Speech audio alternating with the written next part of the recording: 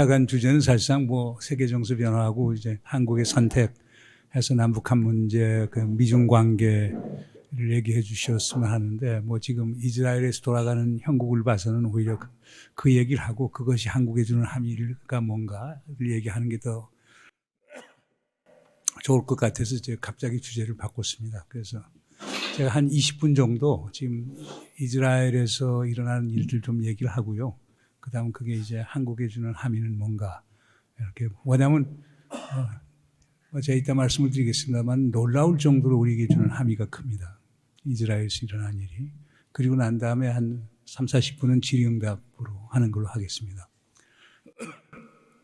지난 토요일에 이제 함마스라고 하는 이슬람 저항운동이라고 하는 단체죠. 이제 함마스 산하에 있는 이제 소위 전투부대인 카셈 부대에서 이제 그 카셈이라는 로켓을 한 5,000발 이상 이제 발사를 하고 이스라엘로서는 상상도 못하는 이제 피해를 입게 됐죠. 자그마치 뭐 오늘 제가 나오기 전까지 CNN 보니까 800에서 900명 정도의 사망자가 났다고 하니까 이스라엘에서는 사람 한 명의 목숨이 어느 누구보다 크다고 생각하는 나라이기 때문에, 특히 우리 유대인 그분들이야 chosen people이라고 하는 생각이 강하기 때문에, 선민의식이 강하기 때문에 그 이스라엘 국민의 생명 하나를 상당히 중요하게 여기거든요. 그러니까 이제 그거 보면 왜 이런 일이 생겼느냐. 우리가 67년 전쟁 때 보면은 모세 다얀 같은 사람이 이렇게 나왔고, 근데 50년 전 10월 3일 날 라마단 시작하는 날인데, 그때 이제 이집트 대통령이 안와르 사다트였는데 그때 몰래 기습을 하죠. 그래서 그걸 이스라엘에서는 용 키프르 전쟁이라고 하고 이집트 아랍 세계에서는 라마단 전쟁이라고 하는데, 그때 이스라엘에서는 상상도 못하는 기습 공격을 당해갖고 결국 나중에 뭐 협상을 통해서 시나이 반환하고 이렇게 되긴 했지만, 그때 이스라엘에서는 엄청난 자기 반성이 있었거든요. 자기들 이스라엘 국방부, 이스라엘 디펜스 포스가 세계에서 제일 강하고 모사드라고 하는 정보기관이 제일 강한 정보기관이라고 봤는데 왜 이집트의 기습 공격을 파악하지 못했느냐. 완전 이스라엘을 바꿔놓은 거예요. 그 결과로 생겨난 게 리쿠드라고, 지금의 소위 집권 여당이죠. 리쿠드가 만들어지고 이스라엘이 큰 변화가 왔던 거거든요. 그런데 이번도 도대체 그 막강한 모사드, 그 다음 아마나라고 하는 또 국방정보본부도 있고 신베트라고 하는 보안기구도 있고 이스라엘 막강한 정보보안기구가 있는데도 불구하고 그 가자 지역에 조그만 지금 세종시 정도 되는 크기가 가자 지구입니다. 그 한 240만 명이 모여 사는데요. 그리고 이스라엘은 그거를 휴먼 인텔리전스, 인간 정보를 통해서, 그리고 위성 정보를 통해서, 통신 감청을 통해서 하루 24시간 다 감시를 하거든요. 그리고 아주 그 하마스 조직까지도 깊숙이 다 침투해 들어가는 걸 알고 있는데 어떻게 그렇게 5,000발씩이나 그걸 허용을 하고, 그것뿐 아니고 가자라고 하는 지역을 거의 한 10억 불을 들여갖고 전부 다 울타리를 쳐놨어요. 제가 2016년에 제가 거기 가서 이스라엘 즉 초청을 받아갖고 가서 그 가자 지역을 직접 제가 가자를 들어가지는 못합니다. 웨스트뱅크는 들어갈 수 있는데 가자는 못 들어갔는데 그 철망지들을 쭉 보고 그 근방에 있는 소위 정착촌들도 많이 가보고 그랬거든요. 그렇게 되는데 어떻게 그 철조망을 넘어서 와서 그 소위 이스라엘 정착촌에 대해서 그렇게 공격을 감행하고, 특히 이제 희생자가 제일 많이 나오는 게 그날 이제 안식일이고 그러니까 이제 댄스 파티를 하고 하는데 거기서 자그마치 260명이 처참하게 이제 살해됐기 때문에 왜 이런 현상이 생기느냐라고. 근데 제가 볼 때는 첫 번째는 정보 실패인데요. 정보 실패에서 두 가지 실패가 있다고 해요. 하나는 하마스의 의도를 파악하는 데 실패를 했다. 사실상 하마스 그 가자 지역에 있는, 이따 질의응답 시간에서 저한테 얘기를 해주세요. 하마스가 뭐고 헤즈볼라가 뭐고 소위 가자 지역은 어디에 있고 웨스트뱅크는 어떻게 있고, 이거는 질의응답 시간에서 하고요. 그냥 제가 지나가겠습니다. 그러니까 가자 지역에 대해서 계속 지금까지 연명을 해준 게 이제 독일 같은데, 스웨덴 같은 이런 국가들이 이제 지원도 해주고, 그 다음에 카타르이 상당히 많은 지원을 해줬어요. 지금까지 거의 2007년부터 지금까지 한 수십억 불을 지원을 해줬을 거예요. 근데 이 지원을 해주는 조건이 뭐 한맛을 지원해주는 게 아니고, 가자 지역에 경제적 지원을 하면서 한맛을 포함해서 가자 사람들 보고 하여간 문제를 일으키지 말라.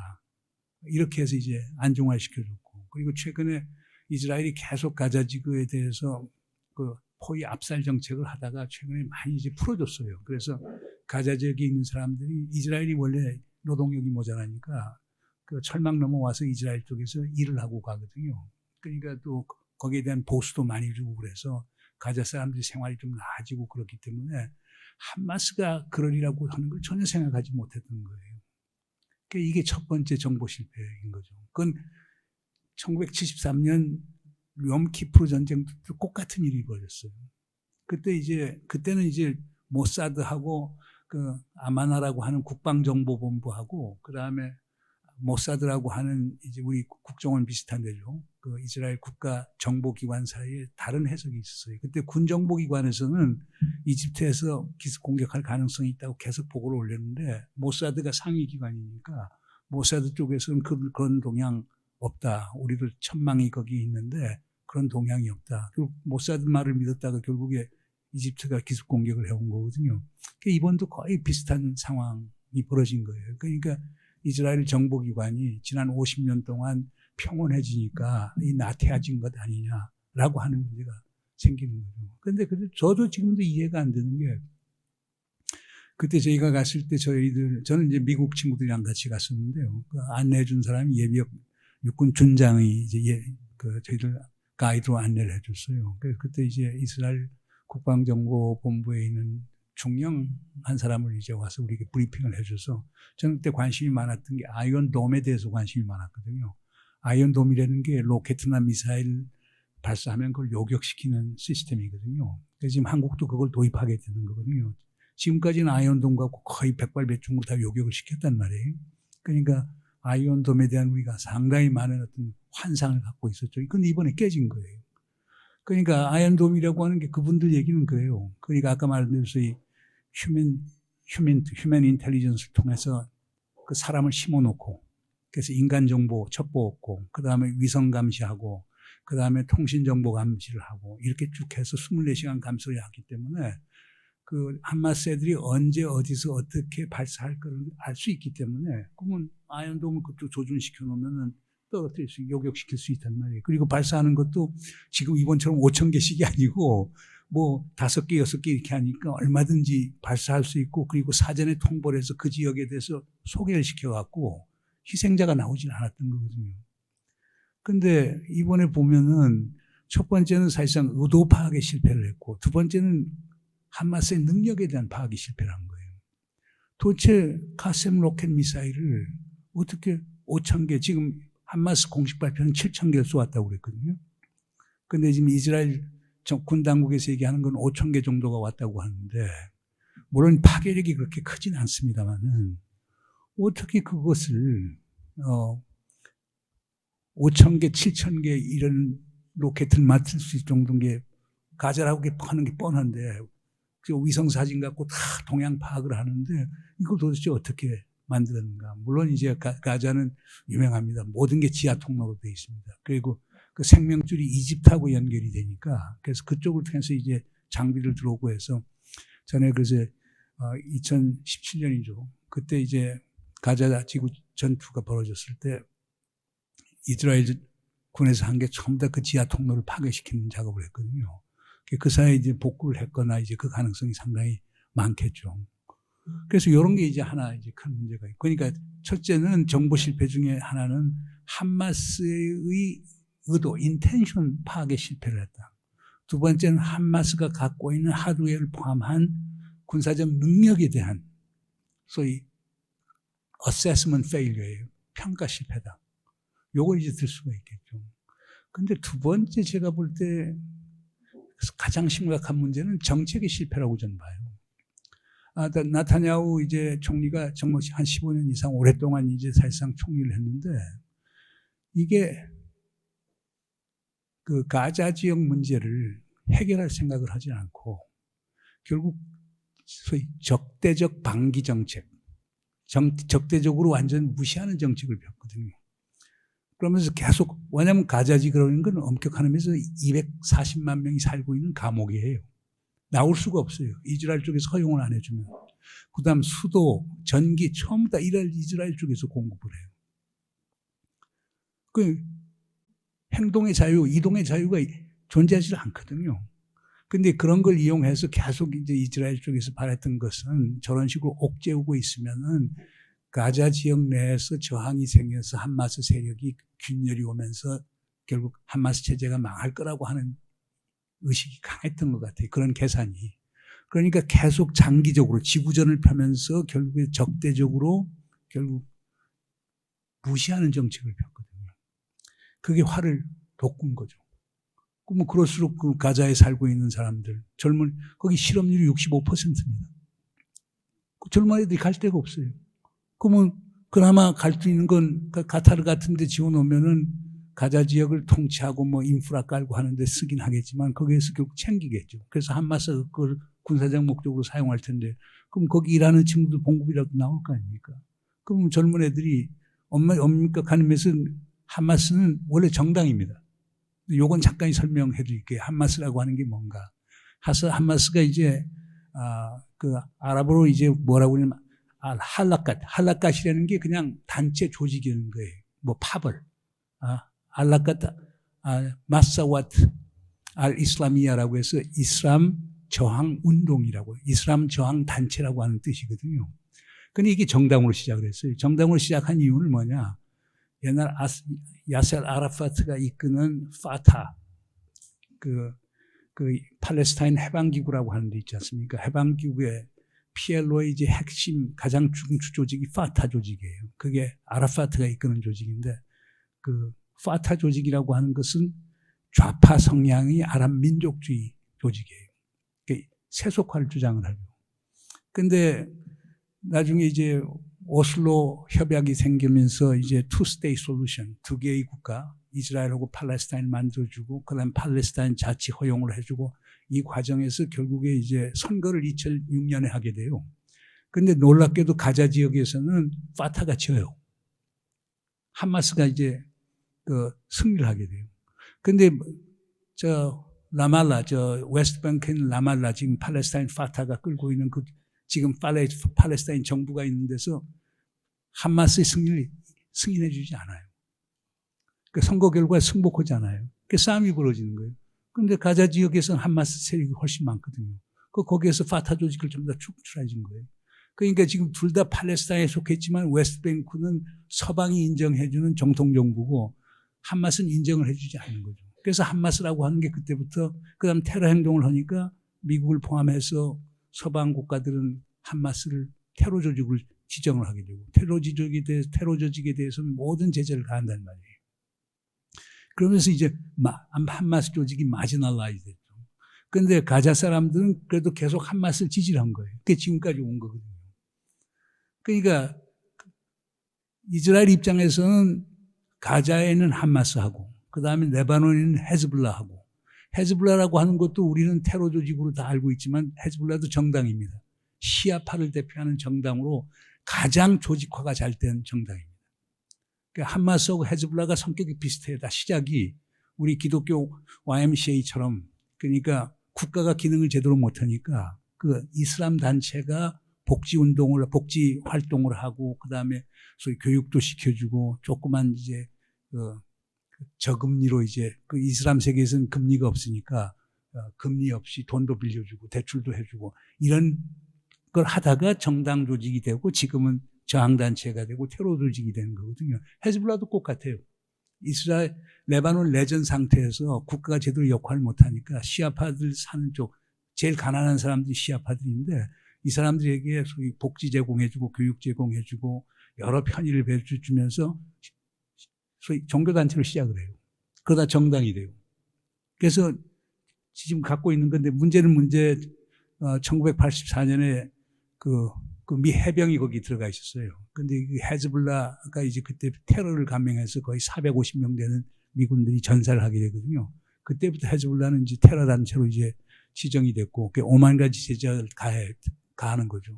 그러니까 지금 레바논에서는 정식 정당이고 국회의원도 배출을 많이 했고 하는데 서구에서는 인정을 안 해주는 거죠. 그게 한마스랑 똑같은 거죠.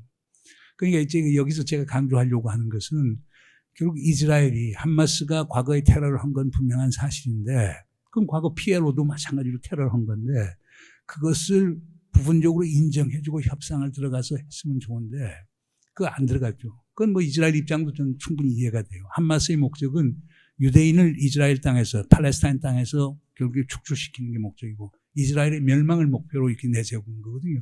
근데 뭐 그 친구들도 제가 알기에는 그게 실질적인 목표라기보다는 소위 그 지지 세력들을 규합하기 위한 하나의 그 선전적 성격이 강하다고 봐요. 그러나 이스라엘 입장에서는 주이시 스테이트, 유대 국가를 팔레스타인 땅에서 쫓아내서 멸망시킨다? 이건 받아들일 수 없다. 우리 존재 자체를 부정하기 때문에 우리는 같이 갈 수 없다. 우리는 한마스 때도 똑같이 대한다. 이 과정에서 보면 지금 거의 장기전, 2006년부터 지금까지 그 긴 세월 동안 결국 그 적대적으로 배제하는 정책을 쓰면서 한마스를 키우는 결과를 가져오지 않느냐 이렇게 보고, 세 번째는 정치의 실패라고 봅니다. 저는 이스라엘 군에 대해서 저는 확신이 있습니다. 아주 훌륭한 군이죠. 근데 그 군의 사기가 엄청나게 저하된 이유가 있어요. 여러분 많이 보셨습니다마는 작년 하반기부터 금년 상반기까지 이스라엘에서는 엄청난 데모가 벌어졌어요. 이유는 뭐냐? 나타냐후라고 하는 사람이 결국에 뭐냐? 이스라엘은 헌법이 없습니다.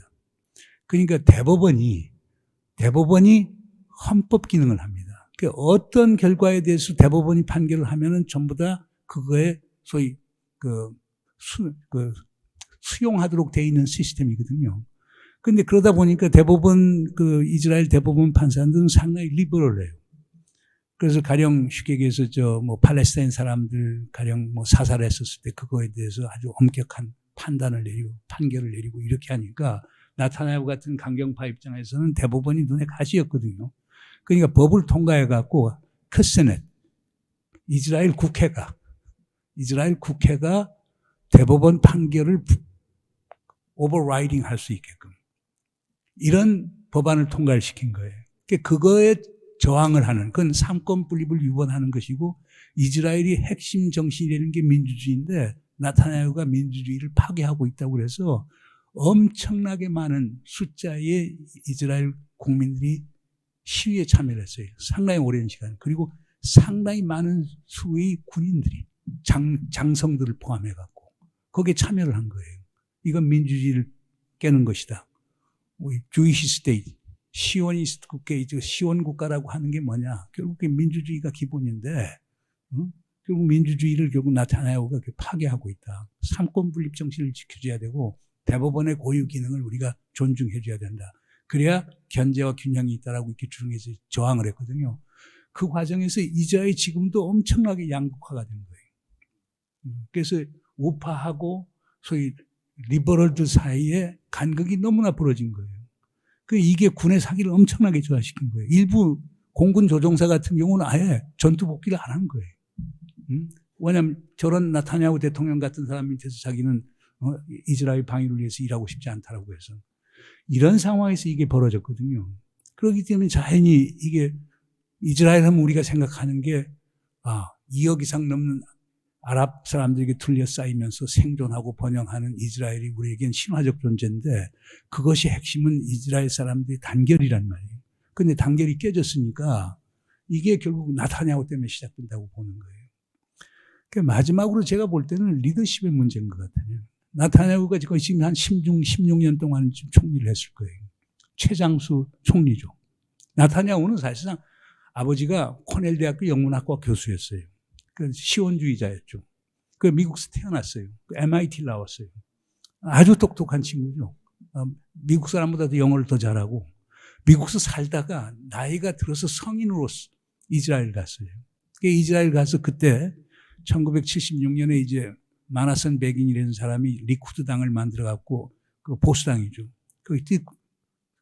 아주 상승세를 보일 때 그때 나타냐후가 사실상 귀국을 해갖고 리쿠드당에 가입을 하죠. 그러면서 거기에서 지금 총리해서 16년을 하는데 나타냐후 문제점이 뭐냐면 엄청난 독선이 강해요.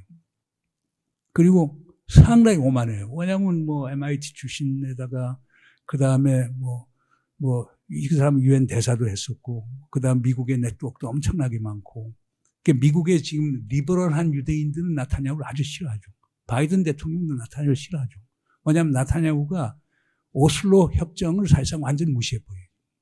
그리고 지금 팔레스타인 지역의 세틀먼트, 정착촌 만드는 것을 지금 권장을 하고 있거든요. 지금 모든 이스라엘하고 팔레스타인 문제의 근원은 지금 정착촌 문제예요. 1967년 전쟁이 끝났을 때 새로 소위 지도를 그렸거든요. 그래서 팔레스타인이 살고 있던 땅에다가 이스라엘 정착촌을 많이 만든 거예요. 그런데 지금 나타냐후 들어와서 엄청난 수로 정착촌이 늘어나는 거예요. 그리고 정착촌에 세틀한 세틀러들이 엄청나게 과격하고 폭력적으로 나오는 거예요. 그게 나타냐후를 포함한 이스라엘 우파들의 비호가 있기 때문에 그렇다고 보는 거거든요. 그게 모든 문제의 근원이라고 보기 때문에 사실 바이든 대통령도 그 미국의 리버럴들은 나타냐후에 대해서 상당히 적대감을 표시했죠. 심지어 그 유명한 뉴욕타임스의 토마스 프리드만, 그 사람도 유대인인데 그 양반조차도 나타냐후에 대해서 비비라고 보통 얘기하는데 엄청나게 비판적인 글을 쓰고 그러거든요. 그러니까 사실 토마스 프리드만이 어저께 쓴 칼럼에서도 그 얘기를 했지만 나타냐후 문제다. 이스라엘 사회를 분열시키고 오만으로 가득 차고 독선과 오만으로 가득 차고 일방적으로 모든 일을 처리하고 이스라엘 안보를 위한다면서 사실은 이스라엘의 안보를 더 해치고 있는 것 아니냐 이렇게 들고 나오는 거거든요. 그러니까 제가 저는 원래 전문이 남북 관계가 아니고 또 한미 관계가 아니고 사실 중동 문제 전문가인데요. 미국에서 교수를 할 때 중동으로 이제 강의하고 있는데 제가 볼 때는 이런 것들이 이번 사태의 기본이 아니냐. 근데 이게 우리의 사회에 주는 함의가 상당히 커요. 자, 우리는 북에 대해서 정말 정보 실패가 없을까? 우리의 능력을 너무 과신하는 것 아니냐. 그 국군이 날 보세요. 대통령 이런 사람이 결국에 얘기해서 우리는 강한 국가다. 우리는 킬체인이 구축이 돼 있다. 우리는 쉽게 얘기해서 우리가 갖고 있는 F-35, F-15 이런 전투기 포함해서 북한을 선제 타격할 수 있는 능력도 있고 그 다음에 패트리엇 미사일, 그래서 우리 천궁 미사일, 그 다음 LSM이라고 해서 지대공 미사일 갖고 있어. 북한이 어떤 미사일 쏘들고 요격할 수 있고, 그 다음 북한이 미사일 쏘아서 요격 실패하게 되면 우리는 현무 5 미사일 포함해갖고, 에이트킴스 통해갖고 북한을 완전히 응징보복해서 섬멸시키겠다고 얘기를 쭉 하고 있는데, 이스라엘도 못하는데 우리도 그렇게 다 말대로 될 것이라고 하는 그 문제도 있고, 그 다음에 현 정부가 북한의 의도를 제대로 파악하고 있느냐. 그러니까 지금 김정인의 마인드셋하고 지금 하마스 리더들의 마인드셋을 한번 비교해 보세요. 상당히 비슷할 거예요. 하마스가 저렇게 나오는 이유는 포위심성, 시즈 멘탈리티 때문에 다 막혀 있고 옥죄고 있고 출구는 없고 저런 식으로 과격한 방법으로 나오는 거거든요. 그러니까 북한을 지금 우리가 그런 식으로 옥죄오고 했었을 때 어느 날 북한이 지금 하마스가 한 식으로 나오지 말라고 하는 보장이 없단 말이에요. 그런데 하마스하고 북한을 비교할 수가 없죠. 하마스는 갖고 있는 게 가셈 로켓 같은 떨어져 봐야 살상자 별로 나오지 않는 거거든요. 이번도 제일 살상자 많은 건 직접 하마스 애들이 나와서 총 갖고 전부 다 사살한 게 제일 많으니까. 그런데 북은 보세요. 단거리 탄도미사일, 중거리 탄소미사일, 그 다음 ICBM, 그 다음 잠수함 발진 탄도미사일, 단거리 순항미사일 다 갖고 있고 지금 전술핵까지 갖고 있다고 그러는데 전술핵 히로시마 떨어진 핵폭탄이 15킬로톤이거든요. 그걸 우리가 전술핵탄에 해당이 돼요. 그 히로시마에 딱 8월 6일에 떨어졌을 때 떨어지자마자 2만 5천 명이 직살했고 그해 말까지 12만 명이 죽었단 말이에요. 그 서울, 경기, 인천 이 밀집 지역에 우리가 전술핵 하나로 떨어진다고 생각해 보세요. 떨어진 다음에 보복직 북한 체제 종말을 구한다 무슨 의미가 있습니까? 지금 이스라엘에서 배워야 될 거는 비비가, 나타냐후가 그 전쟁을 왜 막지 못했느냐는 거예요. 얼마든지 막을 수 있었는데.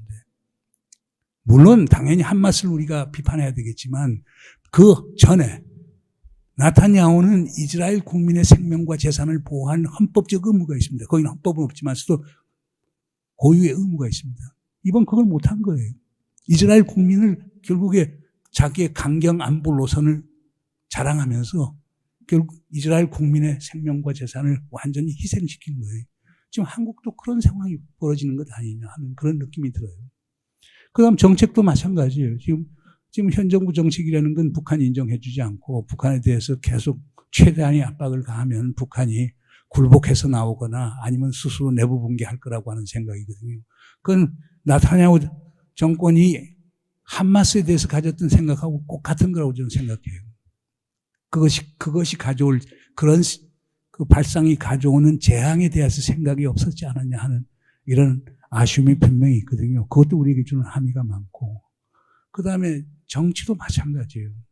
나타냐후식으로 지금 우리 사회도 지금 편가름의 정치를 하고 있지 않습니까? 아니, 북한하고 정전협정을 평화 체제로 전환시키자라고 하는 사람들을 전부 다 뭐라고 얘기를 합니까? 가짜 평화론자이고, 북한에 편승하는 반국가 세력이라고 우리 대통령이 그렇게 얘기를 하지 않습니까? 그러면 그분들은 대통령이 돼서 어떻게 생각합니까? 반헌법 세력이라고 얘기했죠. 그런 대통령을 누가 인정할 수 있겠어요? 대통령이 국민을 존중해야 국민도 대통령을 존중해 주는 거죠. 그렇지 않습니까? 해겔의 유명한, 소위, master and servant, 소위 주인과 종의 관계라는 꼭 같은 겁니다. 그러니까 대통령이 국민을 인정해 줄 때 국민도 대통령을 인정해 주는 것이지, 대통령이 특정 국민에 대해서 적대 세력을 간주하면, 그들은 대통령을 어떻게 우리의 대통령이라고 인정할 수 있겠습니까? 아니거든요. 우리가 지금 이미 분열되어 있고 양극화되고 있는데, 이런 것들이 가져올 재앙에 대해서 우리가 좀 생각해야 될 것 아니냐. 이스라엘은 벌써 이제 유니티 가버먼, 통일정부 만들어야 되겠다. 지금 나타냐후가 연정을 통해서 지금 만들어 놓은데, 그 중에 강요 중에 2명이 아주 거기 안보장관하고 또 한 친구하고 엄청난 강경 세력이에요. 그들은 결국에 옛날 아리엘 샤론보다 더 강경한 사람들이에요. 팔레스타인 사람들 지중해 빠뜨려 죽이자라고 하는 사람들이니까. 나타냐후도 강경이지만 나타냐후조차도 그런 강경파에서 이끌려가고 있다. 그러니까 이번 사건을 계기로 해서 지금 이스라엘의 소위 유니티 가버먼 통일정부, 통합정부를 세우자라고 나오는데 그것도 주는 함의가 상당히 크다고 봅니다. 마지막으로는 나타냐후와 하여간 윤석열 대통령은 비교할 바가 상당히 많다고 봅니다. 독선고 오만, 국민의 생명과 안전을 위해서 바람직한 게 저는 아니라고 봅니다. 겸손해야 됩니다. 신중해야 됩니다. 그리고 여러 사람의 말을 들어야 됩니다. 그렇잖아요. 국민의 생명 갖고 정치적 갬블을 할 수는 없잖아요. 외교안보 정책이라는 건 그렇습니다. 제가 지난 김대중, 노무현, 문재인 정부 때 당시 청와대에서 같이 일을 많이 했지만 다 세 분의 공통점이 있습니다. 우리가 원하는 건 그분들이 전부 다 진보적인 아젠다를 갖고 과감하게 외교안보 정책을 밀고 나가기를 원했지만 실상은 그러질 못했어요. 현실적 제약이 너무 많거든요. 그리고 그 세 분 앞에 공통으로 있는 것은 전쟁은 안 된다라고 하는 거의 강박관념을 갖고 있었어요. 전쟁은 안 되면 어떻게 됩니까? 결국에 전쟁은 안 된다라고 하는 명제 아래서 어떻게 하면 우리의 안보를 극대화시킬 수 있는가를 생각하는 거거든요. 거기에 큰 차이가 있습니다. 그러니까 힘을 통한 평화, 전쟁을 해서라도 평화를 가져온다. 전쟁이 일어난 그 순간 우리에게 가져올 재앙을 생각하면 도저히 못하죠. 저는 우리 대통령이 제발 그러지 않기를 바라면서 제 강의를 간단히 마치도록 하겠습니다.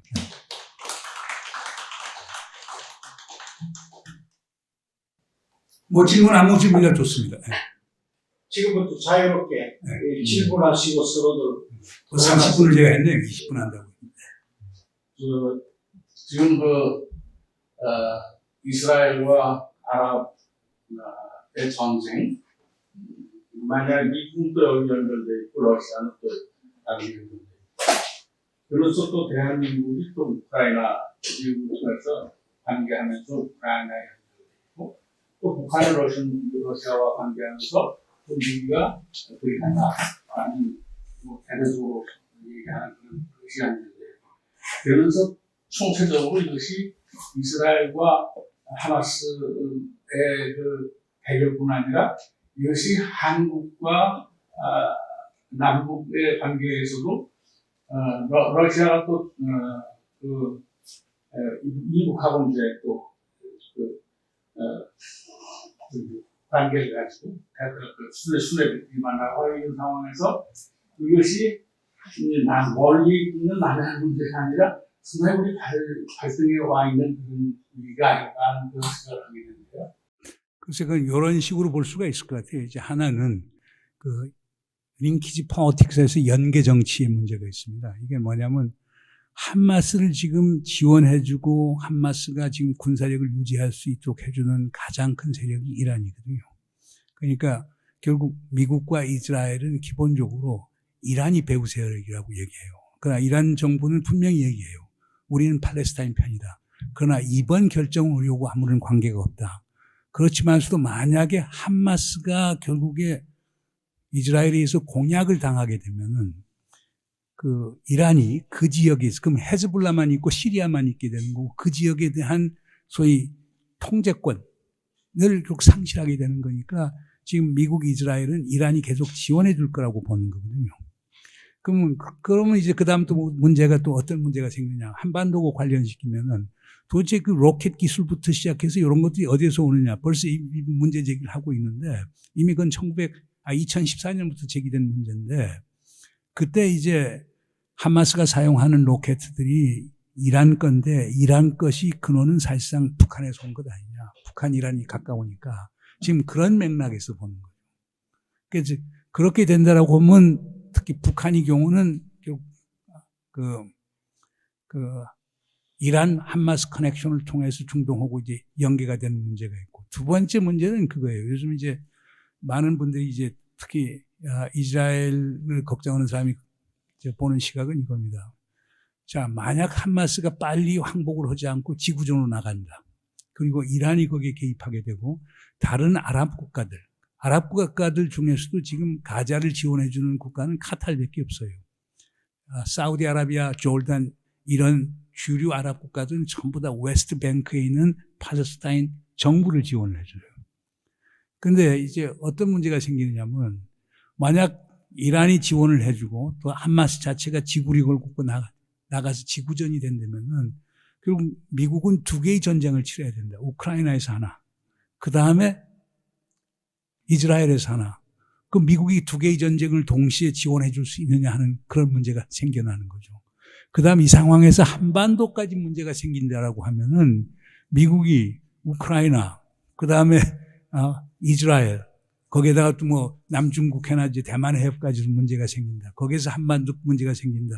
미국이 우리를 정말 약속대로 지원해 줄 수 있을까 하는 이런 문제가 있죠. 그러니까 전 세계에서 전쟁이 동시다발적으로 일어났을 경우에 미국의 한국에 대한 지원에 차질이 있을 수 있다라고 하는 게 일반적인 관측입니다. 예, 그렇게 본다라고 하면은 지금 이스라엘 지금 사태는 두 가지 의미에서 하나는 연계 정치에 의해서 한반도가 연루가 될 수 있고 두 번째는 미국의 외교 안보 정책과 관련해서 결국에 그 미국이 이스라엘, 우크라이나 이 지역의 전쟁에 관여를 하면서 한반도까지도 챙길 수 있느냐 이런 문제가 생기겠죠. 이미 지금 그 독일 같은 데는 결국에 독일에서 상당히 거의 제가 알기로는 거의 거기도 10억 불 정도 가자 지역에 대해서 인도적 지원을 해주고 하는데 그걸 중단하겠다고 발표를 했거든요. 그리고 계속 EU 국가들이 그 팔레스타인에 대한 지원을 이제 중단하겠다고 그러는데 그래서 이제 여러 사람들은 이제 호소를 하고 있죠. 하마스하고 라말라에 있는 웨스트뱅크에 있는 팔레스타인 정부하고는 별개 것 아니냐. 가자 때문에 웨스트뱅크까지 죽여서는 안 된다는 이런 얘기가 나오고 있지만 그러나 하여간 분명한 건 팔레스타인에 대한 국제사회의 지원이 상당히 감축이 될 거고 그러면 또 우크라이나뿐만 아니고 팔레스타인에 있었어도 결국에 인도주의적 위기가 올 가능성은 상당히 많아지겠죠. 그리고 뭐 미국이라는 나라도 정부 예산에 한계가 있는 거기 때문에 이스라엘의 군사 지원을 하다 보면은 결국에 다른 형태의 지원은 줄어들 수밖에 없고, 그리고 미국이 팔레스타인에 대한 지원이 줄어들게 되면 팔레스타인 지원하고 있었거든요. 미국 입장은 거기서 팔레스타인 사람들이 말썽 안 일으키고 이스라엘하고 소위 평화공존할 수 있도록 하기 위한 유인책으로 그렇게 지원을 해주는데 뭐 그런 돈들이 많이 줄어들겠죠.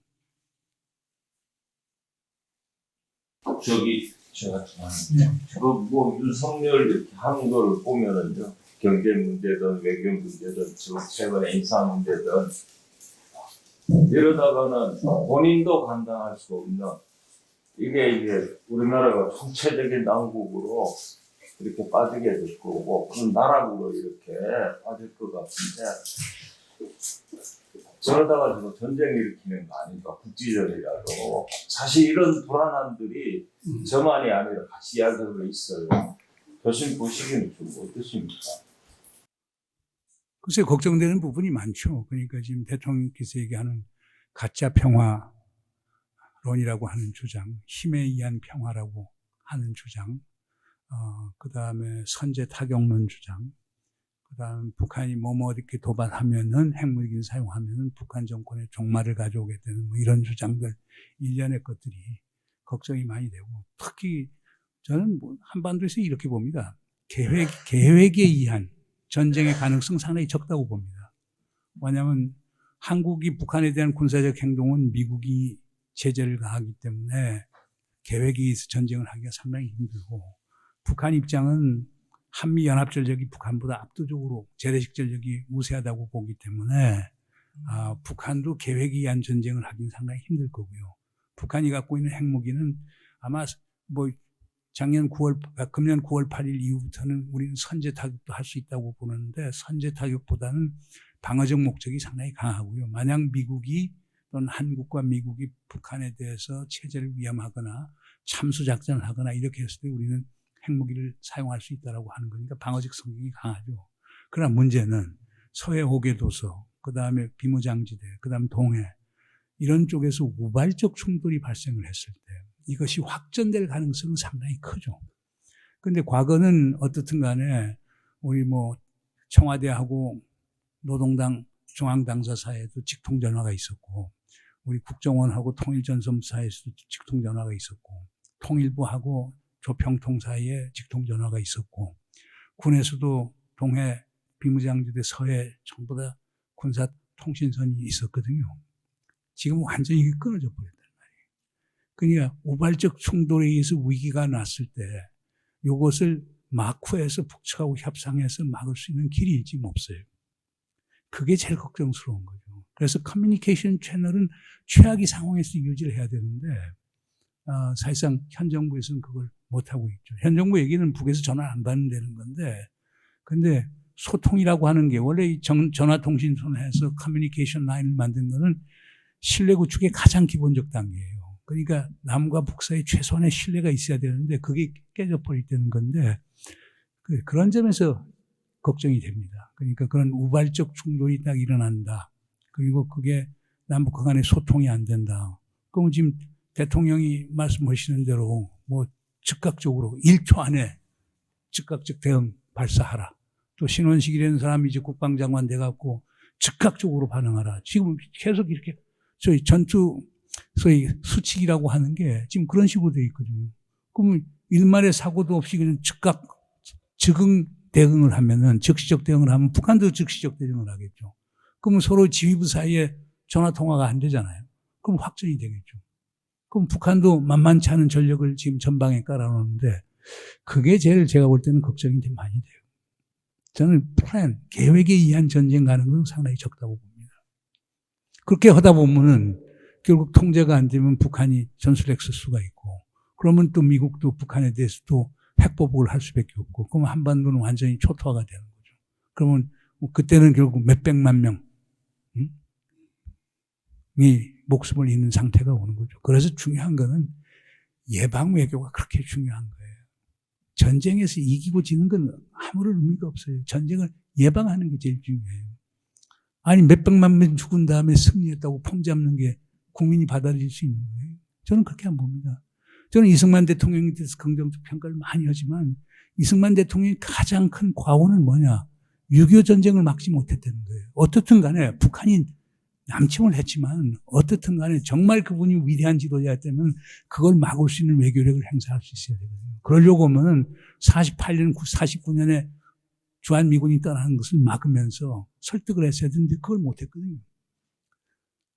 뭐 한강 철교 파기하고는 건 부차적인 거고 제일 중요한 거는 제가 우남 사료관정도 연세대학에 있으면서 하고 있지만 정말 뛰어난 분이에요. 정말. 특히 그분이 미국서 공부하고 활동하던 시기가 대공황 때거든요.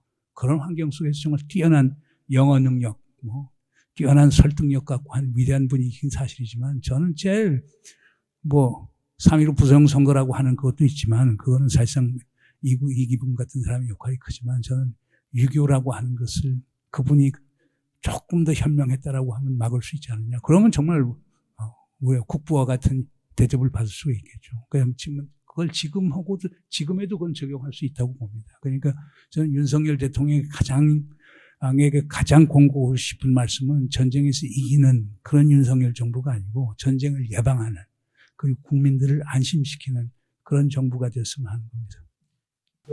일본이 당 반성 먹고 뻔뻔한 상태로 아직도 이 아픈 저를 꼬집고 있는 이런 상황에서 미국에 의해서 일본 한미일 3국이 군사 동맹을 하고 또 전쟁을 가장해서 과연 일본이 여기에 참전한다 할 것 같은 건 어떻게 보십니까? 쉽지 않을 거예요. 어떻든 간에 일본 평화헌법 구조 2항에 대해서는 해석이 각각 다르긴 하지만은 그러나 아직도 전수방어의 기본 틀이 있고요. 그러니까 이제 그것도 조건부거든요. 일본이 공격을 당했을 때 또는 집단 자위권 개념에서 일본의 동맹 국가들이 군사적 공격을 당했을 때 일본이 거기에 참여할 수 있다라고 하는 건데 평화헌법을 완전히 개정하지 않은 상태에서 일본이 동맹 참여는 상당히 어렵다고 보고요. 그 다음에 아마 대한민국 국민이 다 반대할 거예요.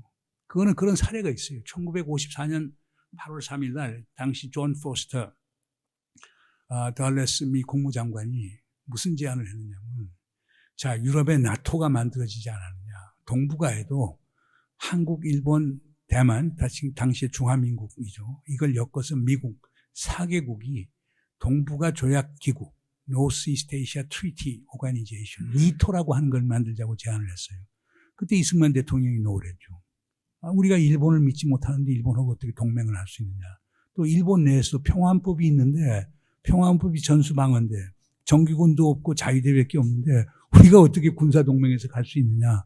그래서 그게 무력화가 됐거든요. 그러나 이번에 캠프 데이비드 협약을 통해서 한미일 3국 협의체를 만들었죠. 그러나 거기 문건에도 나왔지만 그건 동맹이 아니라고 하는 건 명백했죠. 그러나 제가 알기에는 윤석열 정부에서는 그걸 동맹처럼 만들려고 했던 것 같아요. 그러나 미국이 부담스럽고 그렇게 되면 상원의 비준을 받아야 되거든요. 그건 쉬운 일이 아니거든요. 그렇기 때문에 그냥 협의체로 이제 두긴 했는데 아마 미국과 한국 또 일본에 있는 보수적인 분들은 계속 이것을 동맹으로 격상시키려고 노력을 할 거예요. 그러나 그거에서 반대하는 일본 시민사회 세력이나 한국의 시민사회 세력도 만만치 않기 때문에 쉽지는 않을 겁니다. 그러니까 일본은 자위대를 갖고 있는데 자위대하고 어떻게 우리가 동맹을 맺습니까? 그리고 우리가 평화헌법 개정을 우리가 촉진시켜줄 이유는 없지 않습니까? 만약 한미 3국이 군사동맹 한다면은 한국 정부가 일본 보고 평화헌법 구조 2항 폐기해서 그 평화헌법 없애고 새로운 헌법 만들라고 소위 종용하는 거랑 같은 것인데 그걸 우리가 해야 될 이유는 없지 않습니까? 모르겠어요. 현 정부에 있는 사람은 어떻게 생각할지 모르지만 그러나 그건 국민적 저항이 상당히 클 거라고 생각이 됩니다. 한 가지 네. 이번 전쟁에 대한 대중들의 감정이 제가 이 하마스하고 이스라엘 전쟁 나면서 그 언론 보도, 종편 같은 언론 보도의 앵커들의 워딩이 이렇게 하마스가 참 나쁜 짓을 했으니 마땅히 보복을 해야 된다라는 전제를 깔고 소식을 전하거든요. 이러면 지금 이스라엘이 이제 가자지구 지상부를 진입하겠다고 그런 언론 보도가 나왔던데, 이런 감정, 하마스 나쁜 놈, 예를 들어 우크라이나 러시아 전쟁, 러시아 나쁜 놈 이렇게 해놓으면 말씀하신 대로 전쟁이 안 일어나야 되고 일어나면 빨리 중단해야 되는데 이게 계속 확전 가능성밖에 없지 않은가. 미국이나 외국의 대중들은 어떻게 전쟁에 대한 감정을 갖고 있을까? 그래, 뭐, 그거는 사실상 그래요. 뭐, 그러니까 한국 언론이라는 게 뭐 지금 뭐 이스라엘 가서 취재하는 게 아니고 전부 다 보는 게 BBC 보고 CNN 보고 그러는 거거든요. 그 BBC, CNN이라는 게 거의 뭐 지배적인 사람이 다 유대 관련되는 사람들이 상당히 많고, 이스라엘에 대해서 상당히 우호적인 사람들이 상당히 많거든요. 그 한마스 자체가 그런 식으로 해서 800명, 900명을 그렇게 잔인하게 죽인 거는 용납할 수는 없죠. 그러나 이제 여기서 하나 깔려져 있는 것들이 있어요. 아까 잘 지적을 하셨습니다만은 그 한마스의 악마화예요. 그건 중국을 악마하고 북한을 악마하고 이런 것들이 서방 언론의 기조를 이루고 있고 한국 언론은 그것을 무비판적으로 받는 요거에 대한 건 지금 볼 필요가 있다고 보고요. 두 번째로 저는 그렇게 봐요. 그건 북한, 중국도 마찬가지지만 지금 미국에 있는 주류 세력들이라고 하는 것을 북한, 그다음 중국을 악마화하는데 악마화의 배경에는 타자화에 있어요. 우리는 인간이고 그들은 인간이 아니라고 하는 서브휴먼이라고 하는 이런 게 많이 상당히 깔려 있어요. 그러니까 이번도 지금 오늘 아침에 제가 BBC 보고 그러는데 그 이스라엘 뭐 강요했던 사람들이 이렇게 나와서 얘기할 때 하마스 they are animals. 짐승이라고 얘기를 하는 거예요. 짐승이니까 그렇게 죽였고 짐승은 인간적인 하나 고려할 필요 없다고. They should be killed. 그들은 죽어야 된다고 얘기를 해요. 그걸 그냥 받아들이는 거죠. 보통 수용할 수 없는 건데. 그러니까 소위 우리가 특정 국가들 또는 특정 사람 집단들을 악마화하고 악마화를 비인간화시키고 서브휴먼 인간 이하로 보고 동물로 취급, 짐승으로 취급하면서 죽여도 정당화될 수 있는 것. 그러나 그 죄가는 클 거예요. 그 나치가 한 짓이거든요. 나치가 유대인을 포함해서 집시 이런 사람들 인간으로 보지 않았거든요. 그러니까 그들을 대량 학살을 할 때 조금 더 죄의식을 느끼지 못한 거 아니에요. 뭐 한나 아렌트 같은 사람이 그걸 아주 정확하게 짚었지만은 그러니까 그 가능성이 많겠죠. 근데 그거에 대한 또 부메랑은 엄청나게 클 거예요. 이스라엘은 지금 두고두고 고통을 받을 거예요. 나치가 고통을 받을지. 그러니까 저는 뭐 이스라엘 사람들의 심정을 충분히 이해해야 돼요. 사실상 그 사바스 날, 안식일 날 그렇게 해서 그 무고한 시민들이 그렇게 처참하게 죽은 것에 대해서 참을 수 없는 일이죠. 그러니까 여기서 중요한 게 유엔 헌장 51조인가에서는 보복을 금하고 있어요. 그러니까 정당 방위만 허용이 돼요. 그런데 지금 이스라엘이 지금 치고 들어가서 그거에 대해서 하는 건 사실상 보복이에요. 유엔 헌장 위반되는 거예요. 그러나 그걸 감추기 위해서 나타냐후는 지금 우리는 전쟁 상태라고 얘기했거든요. 이게 전쟁 상태는 아니거든요. 테러리스트 행위인데. 그런데 그건 똑같이 아프가니스탄 그 침공 같은 게 미국이 정당화를 그렇게 하거든요. 시간차면 안 돼요. 그러니까 가령 연평도 사건 같은 거 났을 때도 그렇잖아요. 자, 이브가이들이 결국 우리 연평도를 쳤다.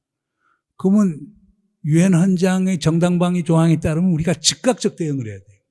그런데 한 6시, 7시간 있다가 우리 전투기 F-15이 뜨고 하면서 치질 못해요.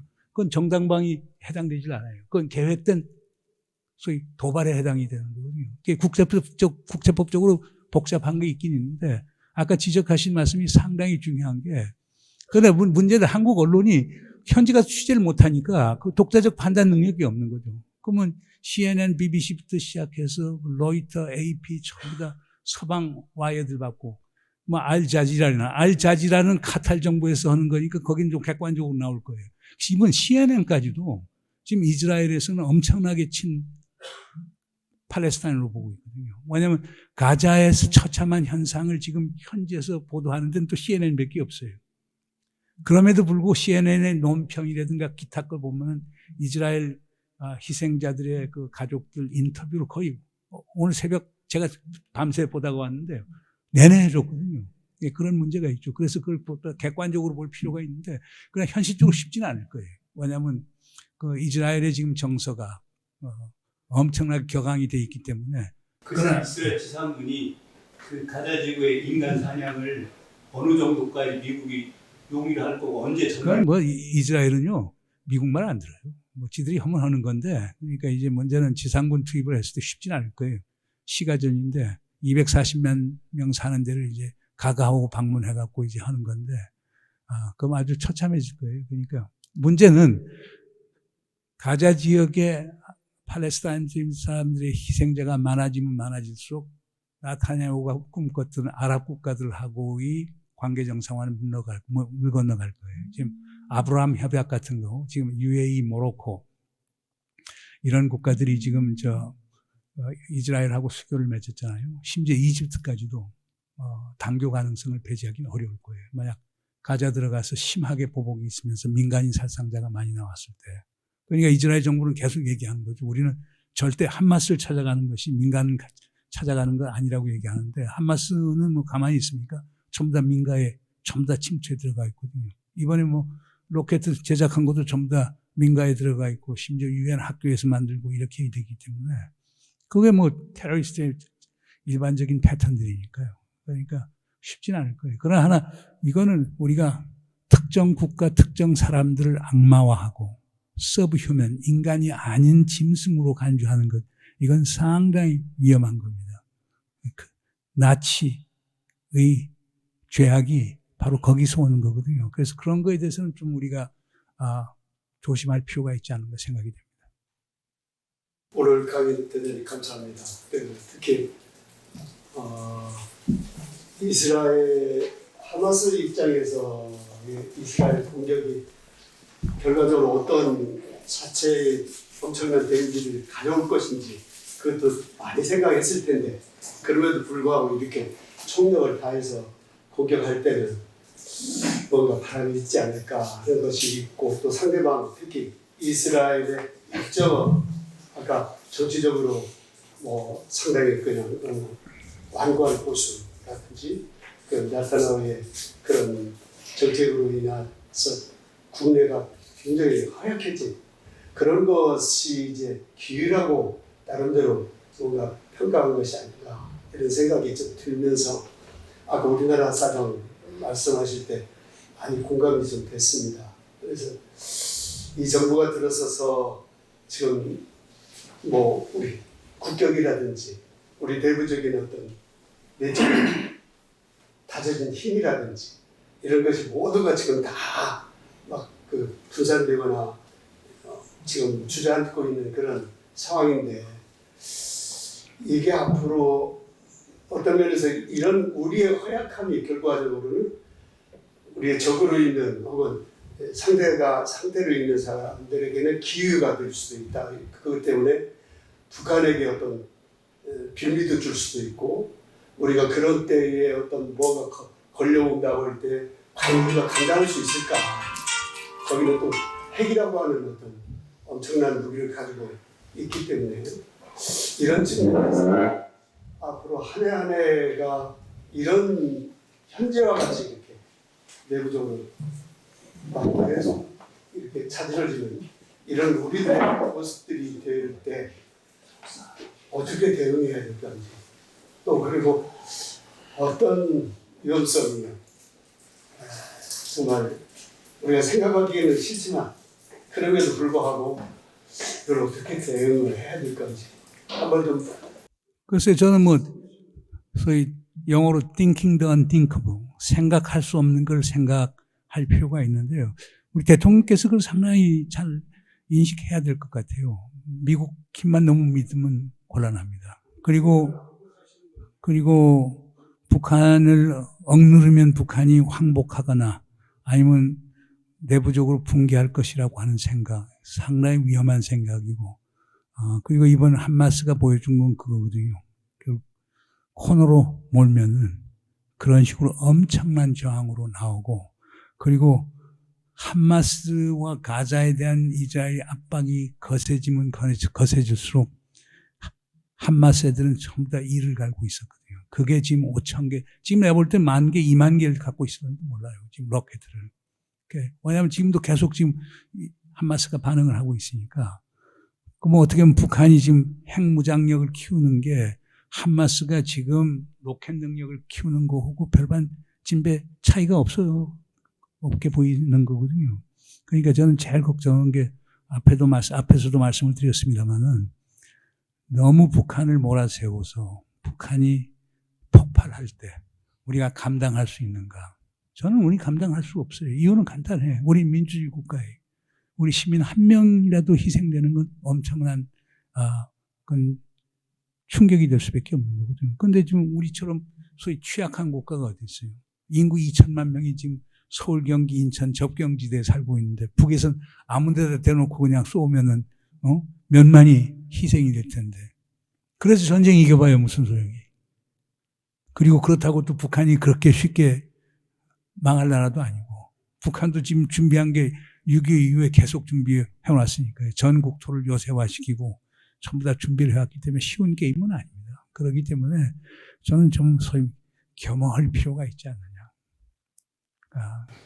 그들을 무장 해제시킬 수 있는 우리의 참 따뜻한 전략이 지금 필요한데 강대 강으로 우리는 저기는 오직 전쟁과 무기 이것이 그들이 살 길이라 생각하고 오직 한 길로 준비를 해온 사람들인데 보통 그거예요. 우리는 미국이 있잖아요. 그러니까 하면서 좀 우리 안심하잖아요. 북은 미국이 없잖아요. 그러니까 우리 10배, 20배, 100배 이상 더 각고의 정신을 갖고 이제 준비를 해놓은 거죠. 그렇기 때문에 항상 그러니까 우리는 미국이 있기 때문에 우리가 오는 미국이 없어지면 정말 우리는 정말 어려워지는 거죠. 그 북은 그런 도움을 받지 않고 쉽게 해서 주체적으로 하기 때문에 그냥 고생은 많이 하지만 더 자신은 있을 가능성이 많겠죠. 그러니까 하여간 복합적으로 생각해 봐야 될 것 같습니다. 저 주제를 좀 바꿔서 우크라이나 전쟁이 지금 계속 진행되고 있는데 이거 한참 전쟁이 진행되다 보니까 전쟁의 책임부터 시작해서 뭐 그걸 따지고 저희 시민들이 저렇게 죽어가고 있는 그 현상을 어떻게 봐야 됩니까? 저는 우크라이나 전쟁 시작할 때부터 얘기했습니다만 이건 지구전이 될 것이고요. 그리고 이제 맥시멈 3년 정도까지는 미국 서방 국가들이 지원할 수 있겠지만 그 이상 전쟁이 장기화되면은 결국 전쟁 피로 증후군이 생겨서 와파티그 전쟁 피로 증후군이 생겨서 서방과 미국의 지원이 약화가 되고 아마 그런 것이 우크라이나로 하여금 러시아하고 소위 어떤 형태의 휴전협정이나 평화협정을 체결하게 만들 것 아니냐. 제가 볼 때는 하여간 미국 자체도 공화당에서 치고 나왔으니까요. 우크라이나 지원 안 하겠다고. 그럼 아마 젤렌스키 대통령 앞에는 큰 충격일 거예요. 지금 미국에서 저렇게 총대를 메고 나오게 되면 유럽 국가들 지원도 좀 줄어들 수밖에 없을 거예요. 그러면 이제 젤렌스키가 무슨 행동을 해야 되겠죠. 그러나 이제 내년 3월에 원래는 이제 전쟁이 일어났으니까 대통령 선거를 연장시킬 수도 지연시킬 수는 있겠지만 내년 3월이 대통령 선거예요. 그러니까 할 수도 있고 안 할 수도 있는 건데 젤렌스키 입장은 하여간 내년 3월에 어떻든 간에 재선을 하고 싶은 마음이 좀 있겠죠. 그때까지는 유지시켜야 될 건데 뭐 지금 가장 큰 문제는 그거예요. 그러니까 그 카운터 오펜시브 그 우크라이나 대반격에 많은 서방 국가들이 이제 관심을 기울였던 이유가 다른 게 아닙니다. 그건 뭐냐? 정말 대반격을 해서 실주 회복을 쭉 해서 그것을 미국이나 유럽의 의회 지도자들한테 보여주고 국민들에게 보여줄 때 우크라이나 승산이 있다. 그러면 지속적 지원이 가능한 거란 말이에요. 근데 그걸 하기 위해서 젤렌스키도 엄청나게 노력을 했는데 결국에 성공을 하지 못했죠. 그러니까 이제 회의감이 들기 시작하니까 이건 밑빠진 독에다 물 붓는 것 아니냐. 이제 점점 빠져나오려고 하는 거죠. 그러니까 미국에서는 아예 대놓고 공화당 강경파들이 지원 안 된다. 임시 예산안에서 우크라이나 지원 거의 250억 불 정도 되는 게 빠졌단 말이에요. 그러니까 상당히 어려운 국민이 있을 겁니다. 그래서 근데 또 한국은 거기에다 또 배팅을 해서 우크라이나 측이 안 되니까 셈법이 어떤 외교적 셈법인지 저는 이해하기가 상당히 힘듭니다. 교수님, 네. 네타냐후가 미국 말을 안 듣는다 그러니까 혹시 그 팔레스타인 이스라엘 그 평화 협상을 주도할 만한 유럽 국가는 없습니까? 지금 뭐 평화협상이 아니고 우선 휴전 협정을 하는데 지금 카타르 정부가 나서고 있죠. 네, 카타르 정부가 나서고 있고 카타르는 미국하고 가까워요. 왜냐하면 미 중부군 사령부가 카타르에 있거든요. 카타르이 그렇게 한 이유는 사우디하고 사이가 나빠요. 그러니까 사우디가 이제 카타르를 칠 수도 있으니까 그걸 막기 위해서 거기에 중부군 사령관을 갖다 놓고 있고 미 6함대 사령부가 5함대 사령부가 어디 있는지 아십니까? 바레인에 있습니다. 네? 그러니까 이게 이 조그만 그 걸프의 적은 국가들이 자기들 프록시 택션 하기 위해서 미국하고 협력을 많이 하거든요. 그러니까 미국 센트럴 커맨드 중부군 사령부가 카타르에 있다는 게 큰 의미가 있는 게 카타르는 이슬람 세력들하고 가깝지만 미국하고도 교감이 있었고 그러니까 충분한 얘기가 돼서 지금 나서는 건데 카타르이 지금 나서는 건 인질 교환 문제에 아주 적극적으로 나서는 것 같아요. 그런데 하마스도 카타르 말을 무시할 수는 없죠. 가장 큰 돈줄이니까. 지금 가자 지금 복구하고 할 때 돈이 나올 때는 카타르밖에 없거든요. 왜냐하면 사우디는 하마스 지원 안 하니까요. 저쪽에 웨스트뱅크에 있는 그 팔레스타인 정부를 공식 지원하니까 그게 복잡한 건데 그 가능성이 있고 근데 이제 미국이 나서야 되는 문제죠. 제가 볼 때는. 만약 관심이 있다면은 미국은 뭐 이스라엘 입장을 친이스라엘 입장을 분명히 했음에도 불구하고 이스라엘이 나서든지 아니면 뭐 과거 오슬로 협정을 노르웨이 정부가 적극적으로 했기 때문에 노르웨이 정부가 나서는 것도 한 방법일 거고 그 다음에 가자에 대해서 지원을 지금까지 인도적 지원을 제일 많이 한 나라가 독일이니까 독일 같은 데 나설 수도 있겠죠. 그러나 하여간 상당히 지금 그 정치 방정식으로 봐서 복잡해요. 왜냐하면 이번 하마스가 저렇게 한 이유 중에 하나는 바이든 중재하에 사우디아라비아하고 이스라엘 국교 정상화 작업을 하고 있었거든요. 그래서 미국이 사우디하고 동맹을 맺어서 사우디 안보를 책임져 주면은 사우디가 이스라엘하고 수교를 맺겠다는 이 포뮬라를 갖고서 접근을 하다가 그렇게 되면 하마스 같은 경우는 자기들이 완전히 고립된다는 생각이 들고 하니까 그것도 이번에 대공세를 취한 이유 중에 하나가 아니냐는 그런 해석도 나옵니다. 그렇기 때문에 복합적인 건데 그러나 하여간 나서야 될 거예요. 그리고 지금 유일한 희망은 허스티지 교환을 통해서 우선 전쟁을 중단시키는 그 작업이 중요할 텐데 지금 이스라엘이 너무나 격앙이 돼 있어서 이스라엘도 지금 고민이 많을 거예요.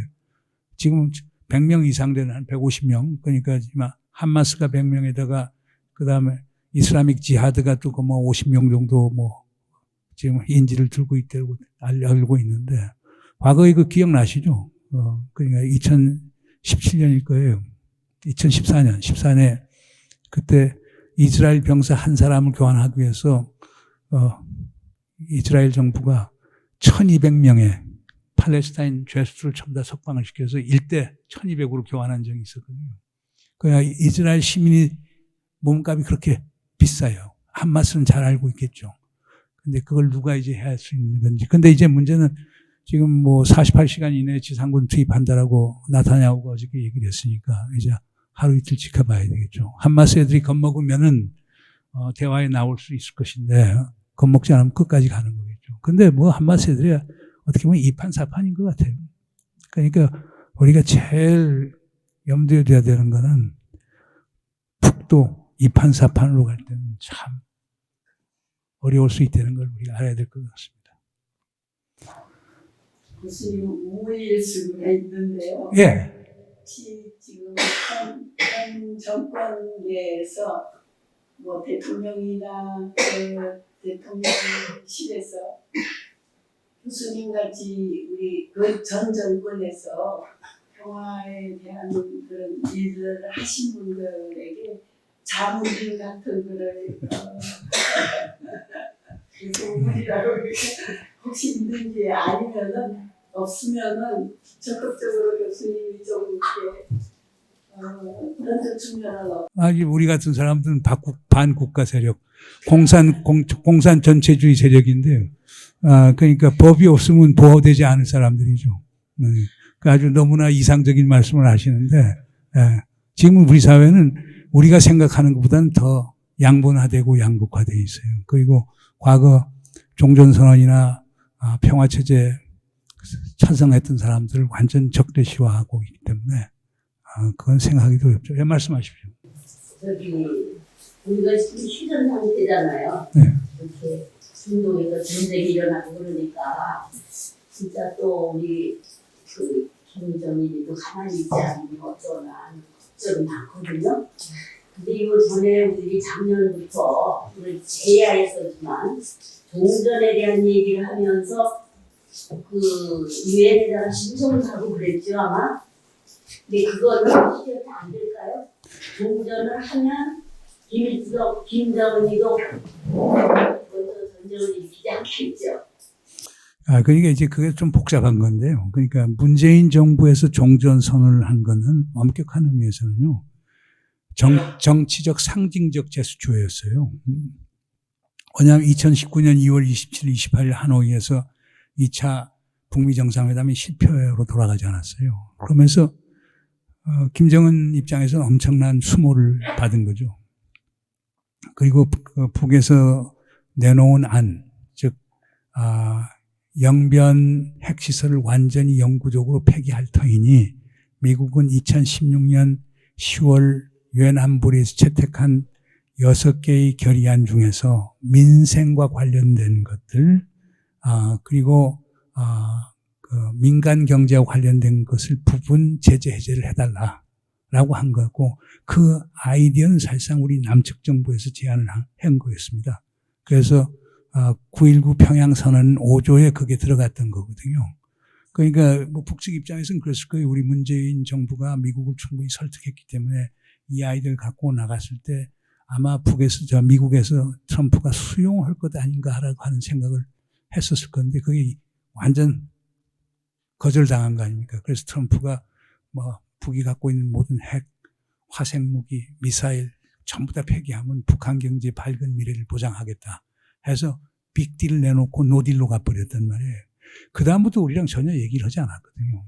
그러니까 우리 입장에서는 어떻든 간에 북을 다시 대화의 장으로 끌어들이기 위해서 평화, 종전선언이라는 담론을 꺼내놓고 그걸 바이든 행정부에 설득을 했고 바이든 정부도 또 받은 거예요. 그래서 그 당시 2021년이죠. 2021년 8월부터 그러니까 7월부터 8월 이 사이에 문안까지 다 작성한 걸로 알고 있습니다. 근데 문안은 뭐 새로운 게 있던 게 아니고 자 우리 종전한다는 걸 선언하자.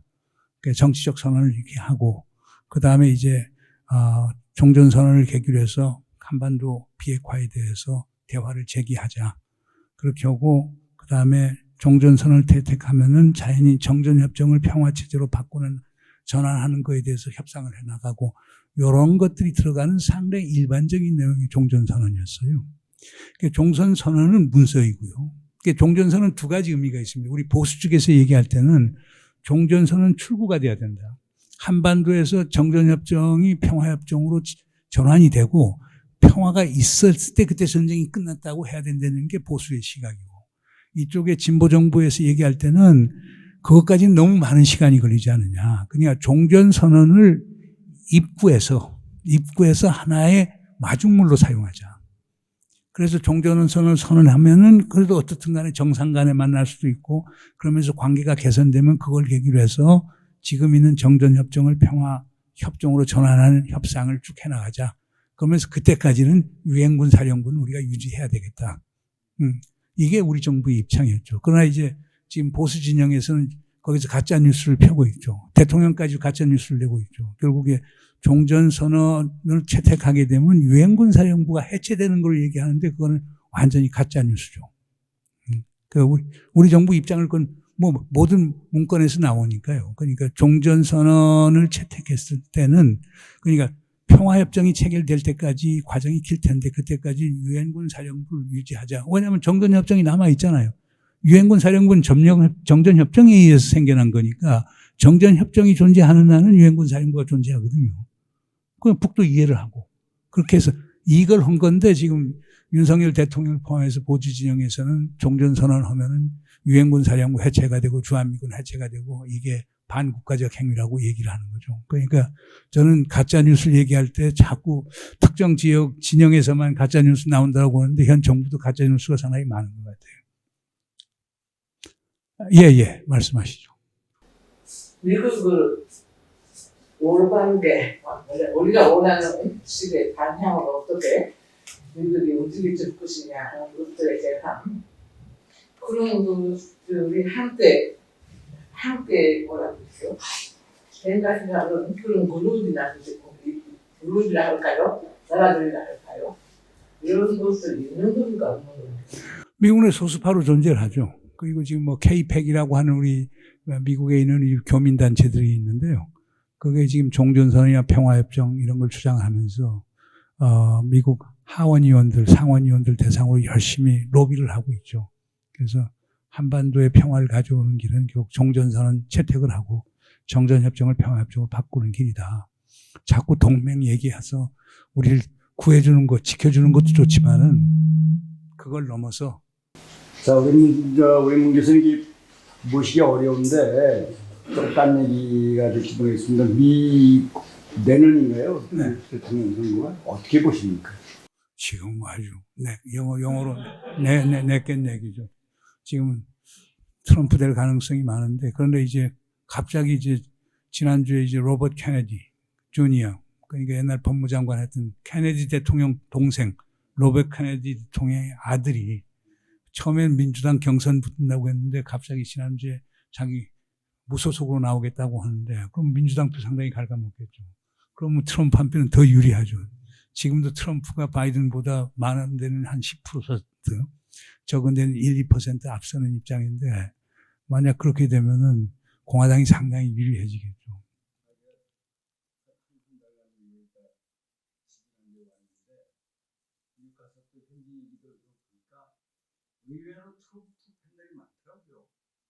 근데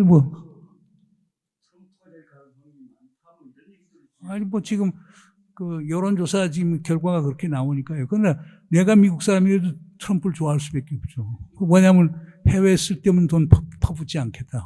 외국 물건들 와서 결국에 그러니까 지난번 힐러리 클린턴하고 선거를 할 때 트럼프가 이긴 이유가 뭡니까? 가장 큰 변수가 미드웨스트 중서부에는 블루칼라 워커들이에요.